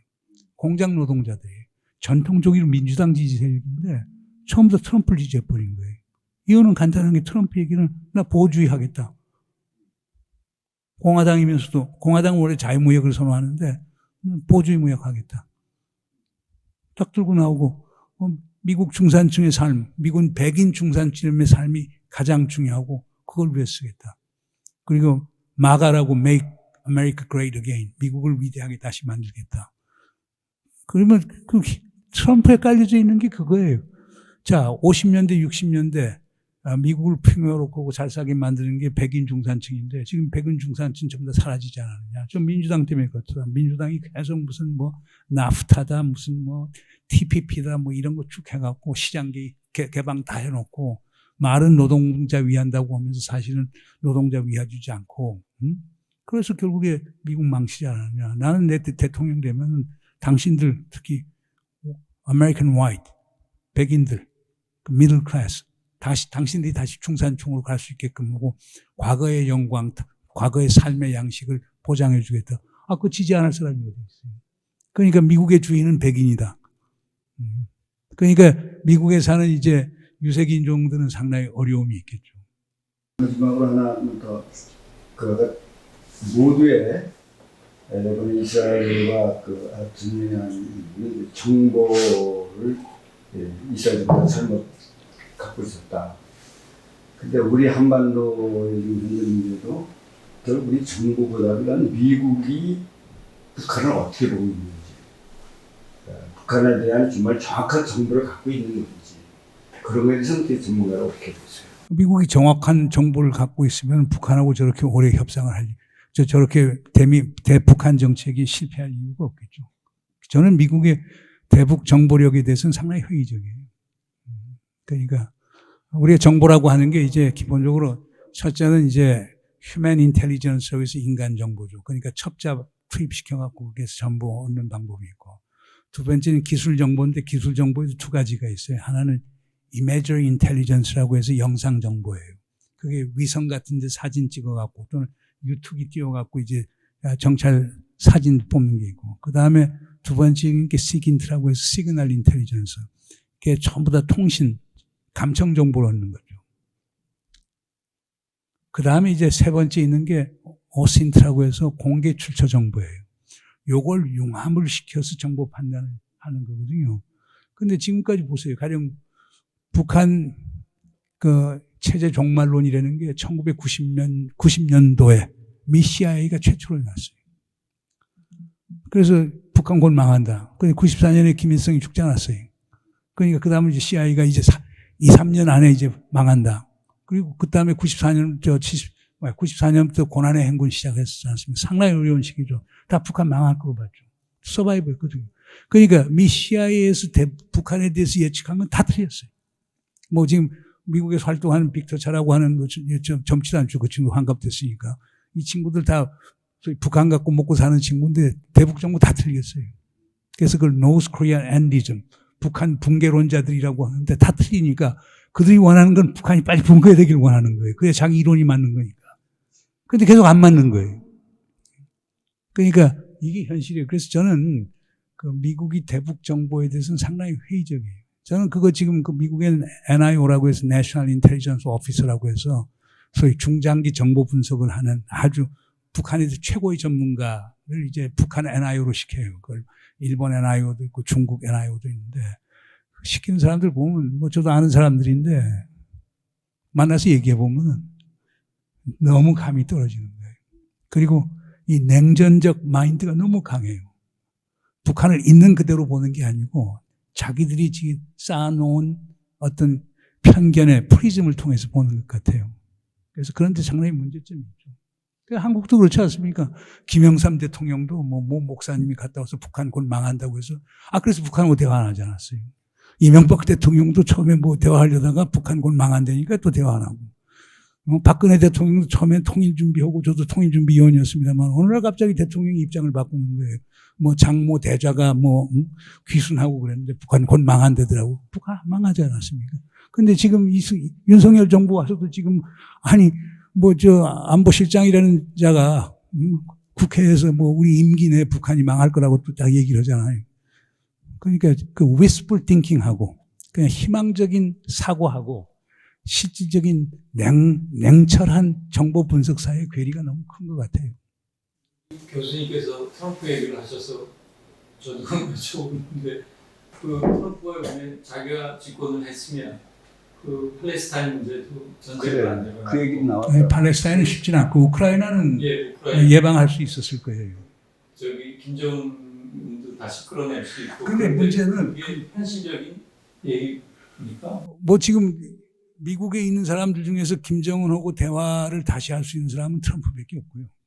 그러니까 지금 북한이 대화에 안 나오고 있으니까. 그러나 문제는 북한에서도 트럼프에 대한 지금 의구심을 갖고 있는 거죠. 하노이에서 그걸 느꼈죠. 그러니까 볼튼하고 폼페오가 하도 옆에서 흔들어대니까 트럼프가 거기에 넘어간 거란 말이에요. 27일 날 저녁 만찬 때는 합의가 되는 것을 명했다가 28일 날 확대회의, 확대 정상회담할 때 이제 완전히 뒤바뀐 거란 말이에요. 그러니까 우선 트럼프가 대통령이 당선이 되면 김정은하고 대화는 되지만은 딜이 될 것인가에 대해서는 나는 확신이 안 돼요. 그러니까 그거는 트럼프가 자기들 백악관의 스텝을 어떻게 구성을 하고 그거에 상당히 달려져 있겠죠. 또 의회의 저항이 얼마나 큰가 이런 것들인데 뭐 그런 점에서는 가능하고 하여간 트럼프는 전화하면 김정은이가 전화 받을 거예요. 네, 그러니까 그러나 그것이 딜이 된다는 얘기는 아니고 그러나 가능성은 훨씬 높아진 거죠. 남북 관계에 있어서 우리가 미국의 영향력이 절대적입니까? 우리가 독자적으로 남북 관계를 풀어나갈 수는 없습니다. 글쎄 저도 그건 의구심을 가진 건데 제가 문재인 정부 때 뭐 대통령 특보도 하고 그랬습니다만은 잘 안 되더라고요. 저 같은 경우는 뭐 개성공단 입주자 대표들 좀 보내자, 그 다음에 금강산 개별 관광 같은 걸 하자라고 그러는데 대통령께서 못 받으시더라고요. 그러니까 그래서 하나는 미국이 객관적인 힘과 우리가 미국에 대해서 인식하고 있는 힘 사이의 괴리가 너무 큰 것 같아요. 제가 볼 때는 얼마든지 될 수 있을 것 같은데, 그러나 이제 우리 많은, 특히 우리 외교부, 국방부 이런 데 사람들이 미국에 대해서 갖는 인식은 너무나 강한 것 같아요. 그러니까 저는 사실상 뭐 특보 이런 거 전부 다 자문위원이거든요. 제가 뭐 공직 생활을 한 건 아니었어요. 그러니까 저는 뭐 학자 제3적 시각에서 미국도 보고 그러니까 할 얘기를 하고 이렇게 하는 건데, 근데 이제 공직에 있는 사람들은 미국을 상당히 경외하는 자세로 이제 보기 때문에 차이점이 좀 있는 것 같아요. 네. 더불어서 개인적인 판단이 저 개인의 영역에서 판단인데, 근데 미국 시민사회, 미국 대중들은 민주주의 가치를 실현할 가능성이 전혀 없다라는 전제로 지금 우리가 바랄 수 있는 것은 그저 색깔이 다른 정권에서 트럼프가 이번에 트럼프가 되거나 뭐 이렇게 색깔이 다른 정치 세력 집권에서 조금이라도 변화를 가지고 숨통을 트는 게 그게 최선의 바람이 아닌가 이런 생각을 하고 있는데, 실제로 미국의 대중들의 정서들이 제가 판단한 것처럼 이렇게 막무가내 형편없는 시민의식 수준이 있는지. 그러니까 어떻게 보면 미국 자체가 그렇게 변질되고 있는 거죠. 그런데 결국에 모든 사람 사는 게 다 그렇지 않습니까? 춥고 배고프고 그 다음에 생존 경쟁이 심해지면은 민주주의 중요하지 않아요. 그러니까 2020년 1월 6일 미국에 난입한 트럼프 지지자들도 마찬가지예요. 거기 현역 군인도 있고 다 있지 않습니까? 그런데 다 인생 사는 게 각박하다고 생각이 되고 트럼프에서 희망을 찾는 사람들이 그렇게 과격하게 나오는 거거든요. 그러니까 평온하고 잘 먹고 잘 살면 문제 별로 없어요. 근데 그렇지 않으면 각박해지면은 그런 돌출 현상들이 나오는 건데, 미국이 큰 과제일 거예요. 미국은 자기들이 생각하는 거 그렇지 않습니까? 정말 shining white chapel on the hill, 언덕 위에 우리 성서에 나오는 것처럼 언덕 위에 빛나는 하얀 교회 같은 게 미국이라고 봤는데, 어느 날 그 하얀 교회가 아니고 검은 교회고 아주 상처투성의 교회라고 하는 게 드러나고, 그러니까 미국이 항상 나를 따르라 했거든요. 우리의 롤 모델을 따르라고 하는 건데, 미국 롤 모델 따를 게 없잖아요. 그렇다면 미국의 지도국가로서의 미국의 의미가 없어지는 거죠. 거기에가 많은 고민이 있을 거예요. 그러니까 미국의 외교 정책을 보면은요, 지금 이제 큰 고민이 미국이 그래도 전 세계에서 그 리더십 국가로 자리를 잡았던 게 미국의 그 founding fathers, 미국 헌법을 만든 분들의 뜻을 따라서 민주주의 표상으로서 자리를 잡은 건데, 그게 이미 먹칠을 당했다. 그 다음에 이제 보면은 미국 정치에서 이념적 양극화가 너무 심해졌다. 두 번째로는 정치가 아주 개판이다. 그러니까 민주공화 등 사이 우리보다 더 심하니까요. 존경도 안 하고. 지금 공화당 내에서도 싸우는 거 보세요. 게츠라고 플로리다 출신 하원 의원 젊은 친구가 하원 의장 그냥 회의만 내갖고 통과시켜버리잖아요. 네? 그 다음 세 번째로는 미국이 오만해요. 미국이 힘은 약해지는데 계속 미국 제일주의로 계속 나가면서 그런 행태를 하려고 하니까 능력과 국제사회의 recognition, 인정 사이에 큰 괴리가 있는 거예요. 그러니까 이런 것들을 미국이 어떻게 극복하느냐. 미국의 문제는 중국의 부상이 아니에요. 러시아의 도전이 아니에요. 미국 자체의 문제예요. 그러니까 미국이 이걸 치유하지 못하면은 제가 볼 때는 그건 힘의 문제가 아니고 미국 자체의 통치의 거버넌스의 문제라고 봐요. 미국 내 그 상황을 보면 50명, 100명씩 그 깡패들이 한동안에 백화점 쳐들어가고 사람을 막 학교에다가 쏴주고 하는 이런 현실이 오히려 미국이 먼저 망해야 돼. 진족 아닌가. 망하지는 않을 거예요. 맞아요. 그러니까 지금 미국이 중국을 비판할 때는 민주주의가 없다, 자유가 없다 이렇게 비판하지만, 중국에서 미국을 비판할 때는 저 깡패 봐라, 저 도둑놈들 봐라, 이렇게 불안한 미국 사회를 봐라. 그걸 어떻게 미국을 우리가 모델 국가로 우리가 따를 수 있느냐고 얘기를 하는 거니까, 큰 문제죠. 그러니까 예, 이제 말씀하시죠. 지금 중국 얘기 나오셨습니다만은 교수님이 앞으로의 중국은 어떻게 될 것이냐. 중국은 중국이 그 길 갈 거예요. 왜냐하면 아니 14억 인구를 가진 국가인데 뭐 남의 나라 말 듣고 압박받아서 갑니까? 그건 큰 오산 중에 오산이죠. 그러니까 지금 중국 입장은 그래요. 그러니까 중국의 핵심 이익은 결국에 영토와 주권과 관련된 거예요. 그러니까 대만 문제, 남중국 문제, 신장 문제, 위구르 문제 이런 것만 미국이 간섭 안 하면 미국 거 얼마든지 화목하게 잘 해석할 수 있고 경제 문제 얼마든지 해결할 수 있고 심지어 전략 핵 문제도 협상할 수 있다는 입장이거든요. 그러나 대만 문제, 남중국 핵 문제 이건 영토와 주권의 문제고 위구르 문제, 주권의 문제인데 이걸 계속 간섭하고 하면은 일체 양보가 없고 전쟁도 불사하게 되는 입장이기 때문에 쉽지가 않습니다. 그런데 미국은 그 민주주의 가치 운운하면서 이제 그걸 계속 들고 나가고 있는 거거든요. 그러니까 미국은 항상 그래요. 내부적 위기가 있을 때 외부의 적을 찾아요. 냉전 때는 소련이 끝나고 나서 이제 하니까 그 다음 찾은 게 일본. 그 다음 일본 끝나고 나니까 9.11 사태 나면서 이슬람 테러리스트 끝나고 나니까 찾은 게 중국이거든요. 그러니까 미국의 외교사를 보면은 끝없이 적을 찾아 나서요. 그리고 그것을 내적 단합의 동력으로 찾는 경우가 상당히 많아요. 어떻게 보면 미국이라는 큰 나라의 내적 비극이라고 얘기를 할 수 있겠죠. 다음 타겟이 한국일 확률이 제일 클 것 같은데. 네? 다음 타겟이 한국이 될 확률이 저는 클 것 같은데. 뭐 안 그래도 어저께 어떤 외신 기자 전화가 왔는데 그다음 한국 아니냐, 우크라이나 터졌지, 그다음에 이스라엘 터졌지, 그다음에 대만이나 한국 아니냐 얘기를 하는데 뭐 우리 국민에게 달렸어요. 그러니까 대통령이 강하게 압력을 주고 제대로 정책을 해서 전쟁을 예방하는 그런 외교를 하게끔 하면 막을 수가 있는 거고, 그냥 대통령이 막무가내로 그냥 계속 일방주의로 나가게 되면 그 가능성도 배제 못하겠죠. 단순한 궁금증인데요. 지금 우리나라가 북한하고 국지적인 전쟁이라도 일어났을 경우 방어하거나 할 능력이 있는 거예요? 미국을 믿고 큰 소리. 아니, 우리 자체 능력도 있어요. 그러나 이제 문제는 우리가 항상 따져야 될 건 북한은 소위 지정학적으로 상당히 유리한 고지가 있어요. 개성 빼놓고 개성부터 평양까지 가는데 사리원밖에 없거든요. 그러니까 휴전선 가까이에 우리가 칠 수 있는 타겟이 별로 없어요.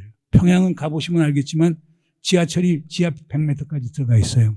지휘부가 전부 다 지하 요새화에 돼 있어요. 그런데 우리는 다 허벌려져 있잖아요. 이스라엘이 이번에 당한 가장 큰 이유 중에 하나도 이스라엘 열린 사회란 말이에요. 밤새 젊은이들 춤추고 노리고 할 수 있는 열린 사회란 말이에요. 그러면 인천부터 시작해서 지금 서울, 경기 접경 지역 보면은 다 빽빽이 집으로 다 들어서 있잖아요. 뭐 군사기지 타겟 안 해도 아무 데나 떠도 우리는 패닉, 공황이 올 수밖에 없거든요.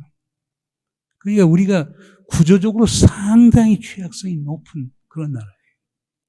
거기에 우리 문제점이 있어요. 그러나 우리가 군사력 자체는 뭐 아주 훌륭하죠. 우리 돈을 얼마나 씁니까? 아니, 윤석열 정부 들어와서 1년 동안 미국서 사들인 무기만 18조 어치 사왔어요. 문재인 정부 5년 동안 한 2조 5천억 밖에 안 사왔을 거예요. 그러니까 7.5배 정도 더 썼으니까. 그러니까 저는 우리 병사들 훈련도 잘 돼 있고 나는 그렇게 약하게 보진 않아요. 그러나 문제는 우리가 너무나 열려져 있어서 북이 공격에 우리가 취약성이 너무 높다. 우리 시민의 피해가 따를 수밖에 없다. 대통령은 이러한 구조적 한계를 염두에 두고 안보 정책을 해야 된다는 게 제 주장입니다.